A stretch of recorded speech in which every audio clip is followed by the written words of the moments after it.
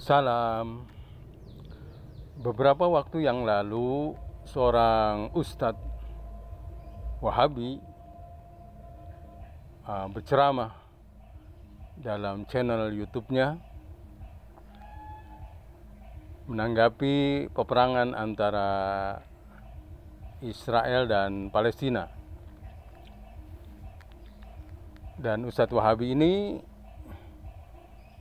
dia mengkritik Hamas yang menyerang Israel.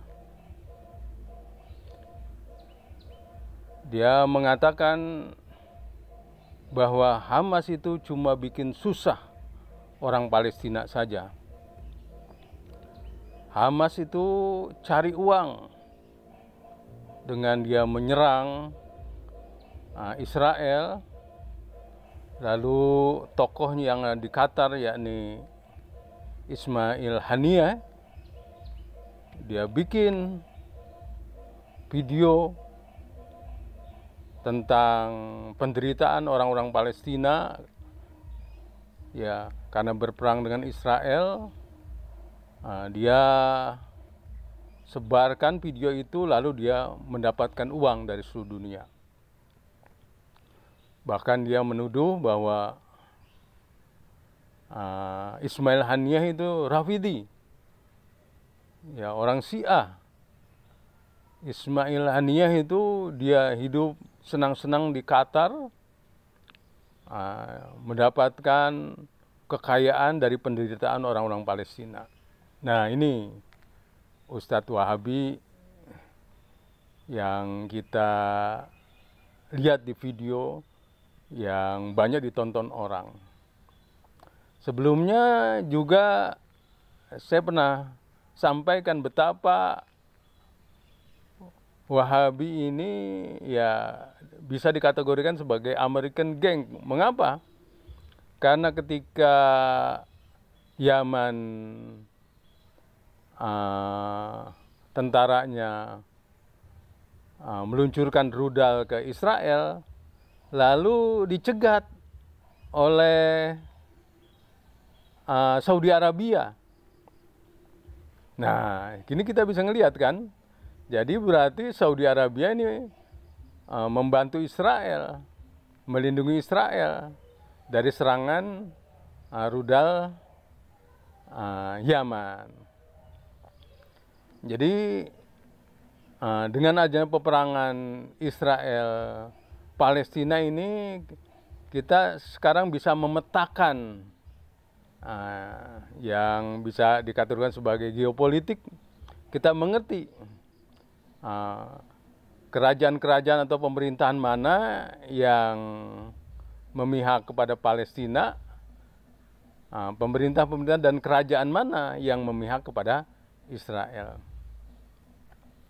Kita mengetahui bahwa ya, Israel ini sudah 75 tahun menduduki wilayah Palestina, dan ini adalah bentuk penjajahan terhadap rakyat Palestina. Dan penjajahan ini didukung oleh American Gang. Ya, sebelum Amerika dulu Inggris, sekarang Amerika. Dan ini adalah bagian dari kelanjutan penjajahan yang dilakukan oleh Blok Barat, ya, yang tidak ingin kehilangan wilayah jajahan-jajahannya, dan bahkan membuat satu bentuk baru penjajahan yang kejam, yang brutal, yang jahat, yang susah diterima oleh akal manusia yang sehat dan yang memiliki ya hati nurani. Karena ya setelah Hamas menyerang, Israel katanya melakukan pembalasan yang luar biasa kekejamannya. Bagaimana gereja, masjid, rumah-rumah panti sosial, daerah-daerah sipil, bahkan rumah sakit dibom juga oleh Israel. Dengan alasan ya tadi itu, ya bahwa itu menjadi tameng Hamas katanya. Nah, jadi kita bisa memetakan sekarang kalau ada tokoh Wahabi, Ustadz Wahabi di Indonesia yang justru mengecam Hamas, nah ini berarti memang dia Wahabi dakwah yang memang rujukannya ke Saudi Arabia. Dari banyak Wahabi-Wahabi tokohnya ini, ya dia rujukannya Saudi Arabia. Ya artinya Wahabi Saudi Arabia. Walaupun sekarang pemerintahan Saudi sudah melarang Wahabisme atau tidak menjadikan Wahabisme sebagai ideologinya, tapi lagi-lagi itu tadi ya, karena sudah 200 tahun Wahabi ini menyebar ke seluruh dunia termasuk di Indonesia, maka tadi itu Wahabi-Wahabi Indonesia banyak yang menjadikan Wahabi Saudi sebagai rujukan. Di antaranya tadi itu dia anti Palestina, bukan anti Israel tapi anti Palestina. Karena Palestina ini kekuatan yang dominan sekarang yang disebut Hamas itu. Hamas ini Ikhwanul Muslimin. Ya, dan kita tahu Ikhwanul Muslimin itu termasuk yang mendorong bagaimana demokratisasi. Bagaimana umat Islam nih jangan cuma ibadah tapi lebih jauh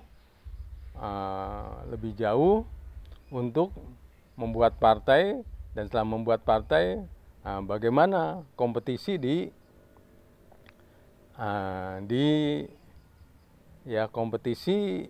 dalam pilpres misalnya.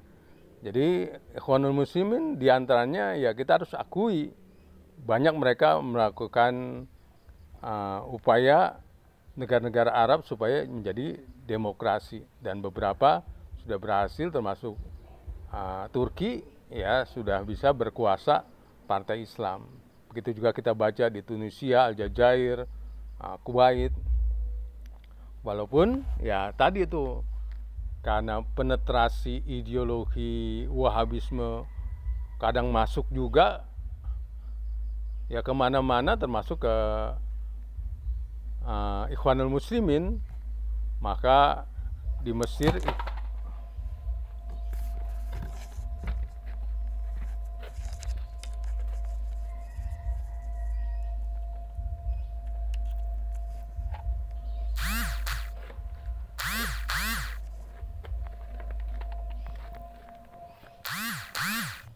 maka Ikhwanul Muslimin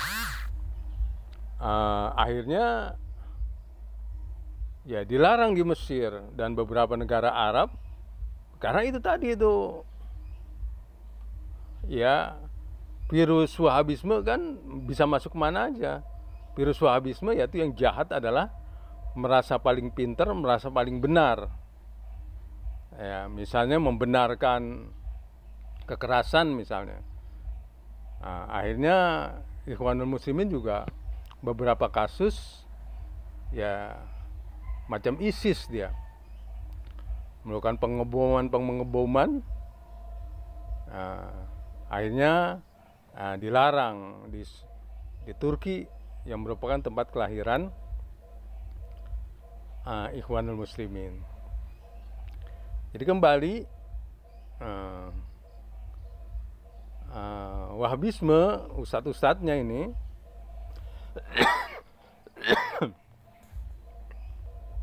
yang mengikuti Wahabisme Saudi, mereka sangat benci sekali kepada Ikhwanul Muslimin karena Wahabisme Saudi pro pada kerajaan, sementara Ikhwanul Muslimin ini mengajak orang untuk berpartai, mendirikan partai, kompetisi di dalam ya pilkada maupun pilpres. Sementara kerajaan Saudi tidak ada itu. Tidak ada pilkada, tidak ada pilpres, dia ada monarki absolut. Rajanya kalau mangkat diganti oleh anaknya. Begitu juga sampai ke bawah. Ya, aparat-aparat ya semuanya tentu kerajaan. Jadi kembali ya Wahabi membenci Hamas nih karena tadi mengikuti Wahabi Saudi Arabia. Salam.